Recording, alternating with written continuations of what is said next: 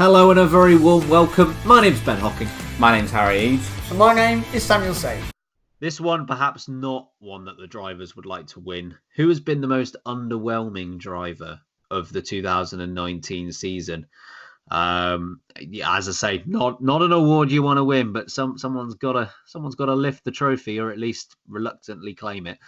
Harry, who are you going for?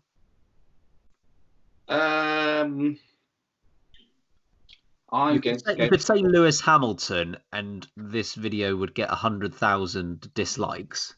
Doesn't matter. YouTube don't count the likes or dislikes. They just use it as interactivity. So do it. Look, Lewis Hamilton. I think the most underwhelming driver was Kevin Magnussen. What? Because he wasn't box office enough. Oh, okay. It was less box office this year, and maybe it's because we didn't see it. Actually, maybe the most underwhelming driver was the person in charge of the F1 camera direction this year. Oh God, yeah. He gets the Steiner Award. That's who I'm giving it to. I know he's not actually a driver, or she's not a driver, of course.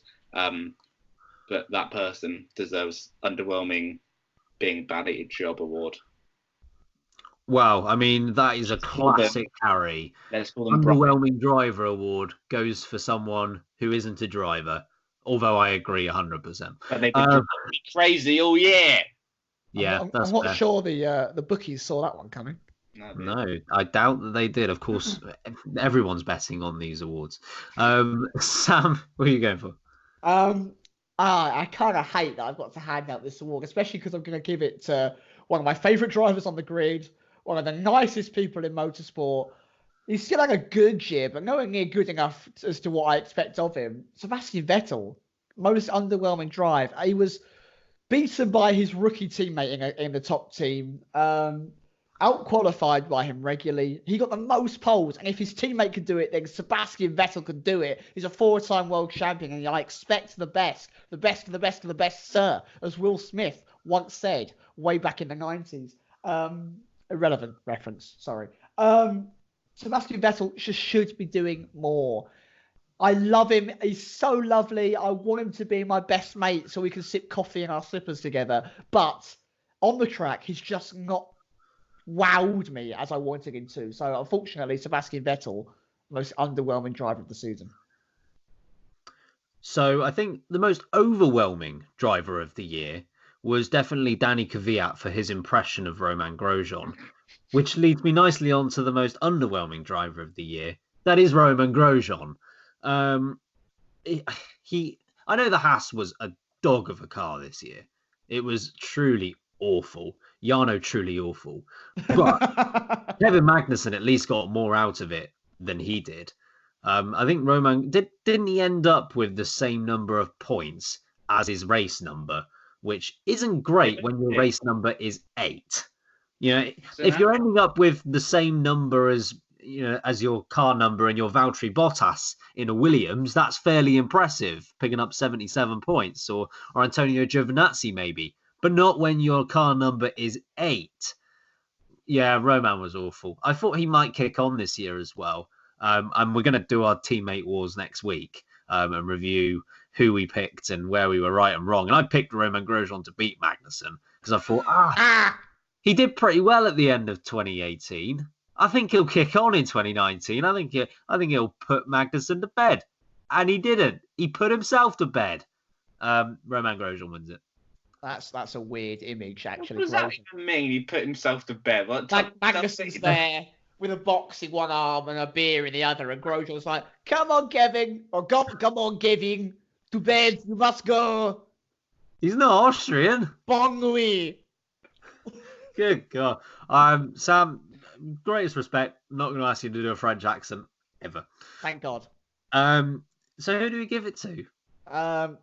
The camera director. The director. Yeah, right, the director. Yeah. All right. And the winner of the LB for most underwhelming driver of the season is not a driver, and they're facing the. Excuse me. Can you film me? I'm doing the. No. All right. It's the director. Hamilton wins the race. It's that person. They're a moron.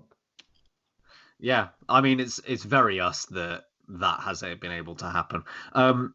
I think this one could be the most important award of the night, beard of the season.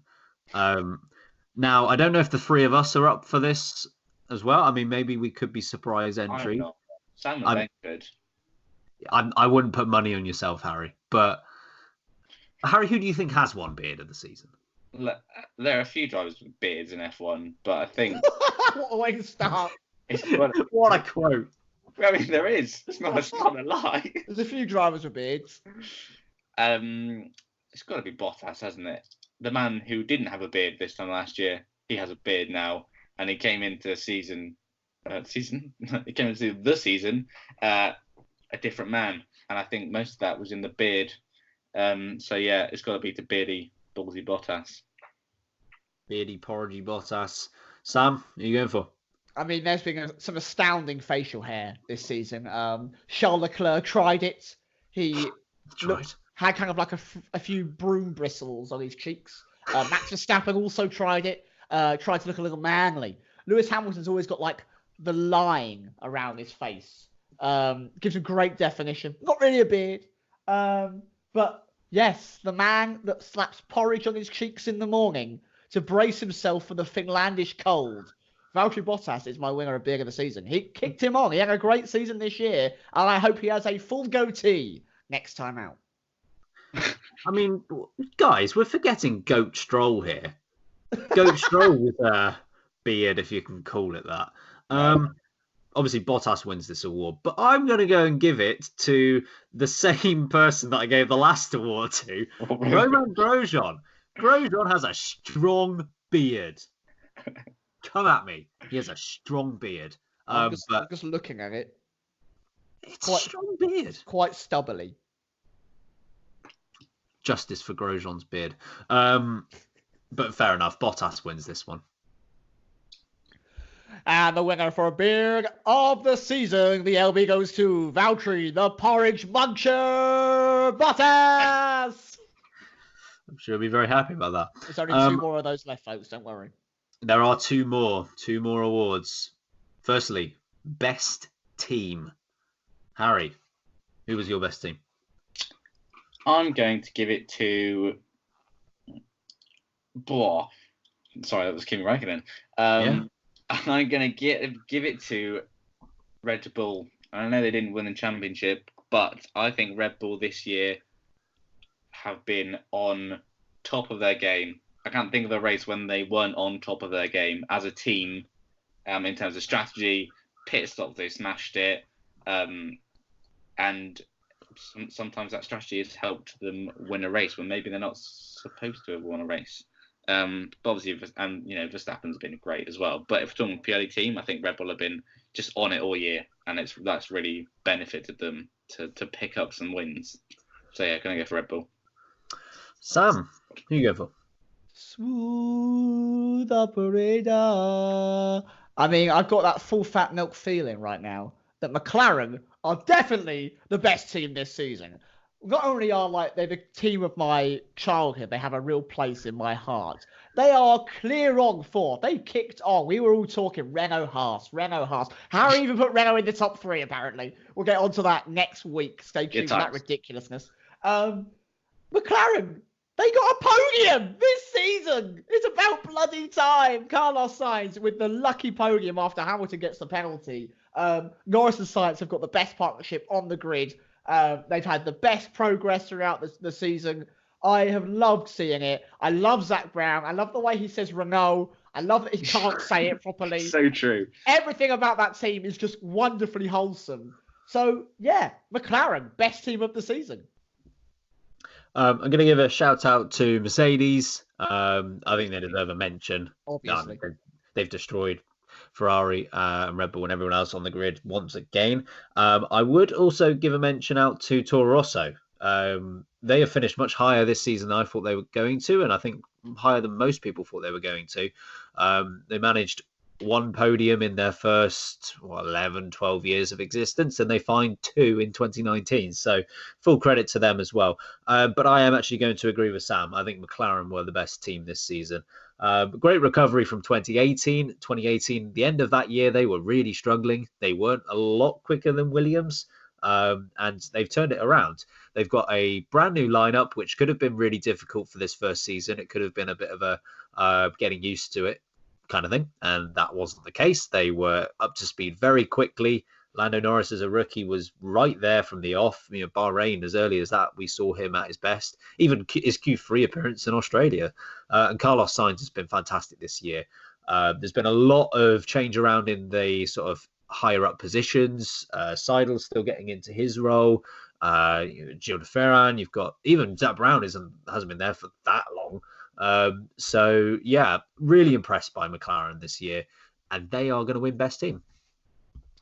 And the winner for best team of the season, Ron Dennis is furious. It's McLaren. Sorry, I can just imagine Ron Dennis at home like, oh no! Yes, it could have been me. Sorry, Rob. Okay. Final award, the big one. Best driver of 2019. In pour the votes for Robert Kubica. I'm sorry, Robert. That's twice in one episode. Leave Robert alone, for Christ's sakes, Ben. You I'll tell you who it's not going to be. Destroying his reputation. Brendan Hartley. It's not going to be him. I might just hang up. Brendan Hartley. Right.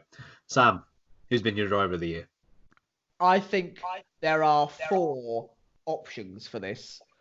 Sainz, Leclerc, Verstappen, Hamilton. Those 4 have been head and shoulders, not sponsored, above the rest of the grid. I know these are great drives. We saw Kvyat, we saw Gasly do a brilliant job, both Toro Rosso drivers. We see both McLaren drivers excel. Sainz better than Norris this season. But for me, the champ, the 6-time champ, is just unstoppable. Once again, so consistent. I think he's got like 32 points finishes in a row. And if he didn't have the issue in Austria, he would have had something like 68 consistent points finishes. That is incredible. He's got the most wins, not from pole positioning a season, of all time. That's 8. He equals his teammate in terms of pole positions in a car that just couldn't turn up on a Saturday. It's an astounding thing. He came out the blocks faster than he ever has done. He was there when no one else could be. Lewis Hamilton is by far and away the driver of the season. But those other 3 mentioned had incredible years. So hats off to them. Fair enough. Harry, who you going for? Don't say Brendan. It's Carlos Sainz. It's got to be Carlos Sainz. What a year that man has had. And if you think back to this time last year, or at least I remember this time last year thinking this could be the end of his career. Like, he was off to McLaren, he'd been dumped from Renault. McLaren weren't in a great state this time last year. And obviously it's been aided by the fact that McLaren have had such a good year this year. But he's been so impressive in that car, and he's had a fast young rookie to deal with, which we've seen in the past with other teams, with other drivers, that, sometimes that doesn't work. Vettel, Ricciardo, Hamilton, Alonso. But all this has done just spurred Sainz on, and he's got even better. What are you laughing at now? Benger's just sent a photo to our group of Boris Johnson as a Red Bull engineer. Oh yeah, I've seen that. Sorry, continue. Yeah, it's got to be Sainz. Wow, this is interesting because I was going to start my my vote with there can only be 2. And those 2 would be Hamilton and Sainz. I think Verstappen is a close third. I think Leclerc maybe then follows in 4th. But yeah, I think it is either Hamilton or Sainz. Sainz, after that, I don't want to say poor year at Renault, but slightly underwhelming year, you could say. Has moved to McLaren, new team. A bit of a gamble. Wasn't really sure what McLaren was going to be this year. And he's taken full advantage of that car being the 4th quickest car. And I know obviously Red Bull haven't had the same lineup throughout the year, but being able to take 6th in the championship, it's the first time a non-Red Bull, Merc or Ferrari driver has finished in the top 6 since Williams did it. So very impressive from Carlos Sainz's perspective. But I've got to give it to Lewis Hamilton. It was an immense season yet again from him. His consistency now more than ever is just so impressive. It's really interesting to see how his development has worked from his early days in F1, where he had such raw pace, but didn't have the know-how, didn't have the experience to win championships on a regular basis. Now, arguably, his raw pace was his strength 10 years ago, or even 5 years ago. Now his strength is his consistency.